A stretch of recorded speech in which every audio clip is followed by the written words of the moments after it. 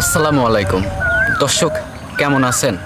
নতুন একটা খবর দিব আপনাদেরকে। আমার তো আবার খবর টবর দিতে ভালো লাগে। খবর তো তথ্য, খবর মানেই তথ্য। আমি বিবিসি বাংলা পত্রিকা পড়ছিলাম, তো ভাবলাম একটা সংবাদ আমি আপনাদের সঙ্গে শেয়ার করি। সেটি বলছি, এবং এই সংবাদটি আমি একদম আপনাদেরকে পড়ে শোনাবো।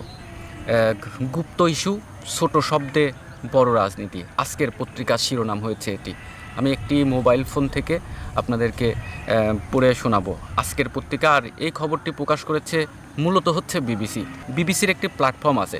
সেখানে তারা করে কি, আপনার হচ্ছে বিভিন্ন গুরুত্বপূর্ণ যে গণমাধ্যমগুলো আছে বাংলাদেশের, তারা কোন পত্রিকা কি লিখেছে সেটি প্রধান প্রধান শিরোনামগুলো প্রকাশ করে। তো সেই রকমের একটা ইয়েতে গিয়ে আমি খবরটি পেলাম যে গুপ্ত ইস্যু, ছোট শব্দে বড় রাজনীতি, আজকের পত্রিকার প্রধান শিরোনাম এটি। চলুন একটু আপনাদেরকে জানাই যে আরও তারা কি লিখেছে।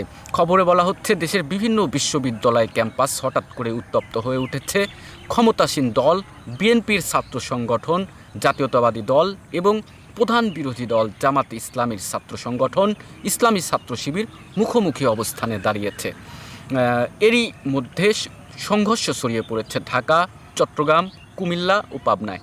সংশ্লিষ্ট সূত্র জানা গেছে, আপাত দৃষ্টিতে গুপ্ত শব্দকে কেন্দ্র করে বিরোধের প্রকাশ ঘটলেও এর পিছনে রয়েছে বহুমাত্রিক রাজনৈতিক হিসাব নিকাশ। দর্শক, যেভাবে তারা লিখেছে আমি কিন্তু আপনাদেরকে সেভাবে জানাচ্ছি। দুই সংগঠনের নেতাকর্মী, শিক্ষক ও রাজনৈতিক বিশ্লেষকদের সঙ্গে কথা বলে জানা যায়, জাতীয় রাজনীতির জটিল সমীকরণ, ক্যাম্পাসে আধিপত্য বিস্তার এবং আসন্ন ছাত্র সংসদ নির্বাচন, এই তিন কারণ শান্ত ক্যাম্পাসকে অশান্ত করে তুলছে। ছাত্র দলের অভিযোগ, পরিবর্তিত রাজনৈতিক পরিস্থিতিতেও শিবিরের হল কমিটি সহ অন্যান্য কমিটিগুলো ঘোষণা করা হয়নি, যা গুপ্ত রাজনীতিরই বহিঃপ্রকাশ। এটি আপনাদেরকে আমি পড়ে শোনাচ্ছিলাম বিবিসি থেকে। তো এই গুপ্ত রাজনীতি বিভিন্ন ধরনের টোল হচ্ছে। আপনি সামাজিক যোগাযোগ মাধ্যম যেমন ফেসবুকে দেখেছেন, এই বিভিন্ন ধরনের প্লেকার্ড, ফেস্টুন, বিভিন্ন ছবি বানিয়ে বানিয়ে আপনার হচ্ছে একজন আরেকজন প্রতিপক্ষকে এই গুপ্ত নিয়ে নানা কিছু হচ্ছে, ব্যঙ্গাত্মক বিভিন্ন কিছু।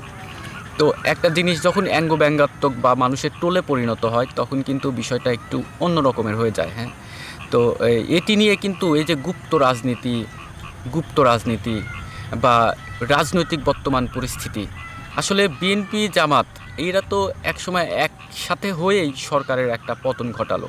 এনসিপি ছিল, আরও সাধারণ জনগণও ছিল। তো মানে কি, এরা তো সামনে গেছে এবং প্রতিষ্ঠিত রাজনৈতিক দল, যদিও এনসিপি নতুন করে প্রতিষ্ঠা পেয়ে অগ্রসর হওয়ার চেষ্টা করছে। কিন্তু কথা হচ্ছে কি, যে এই গুপ্ত ইস্যু বিষয়টা কি শুধু শিবিরের মধ্যে কেন? এনসিপির তো সার্জিস আলমও গুপ্ত ছিল, এনসিপির তো আরও অন্যান্য সব নেতারা আপনার ছাত্রলীগের ভিতরে গিয়ে রাজনীতি করত।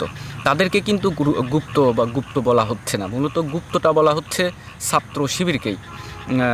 এরও কিছু স্পেসিফিক কারণ আছে, সেই কারণগুলো আপনি জানেন, আমি আপনাদেরকে আর কি বলবো।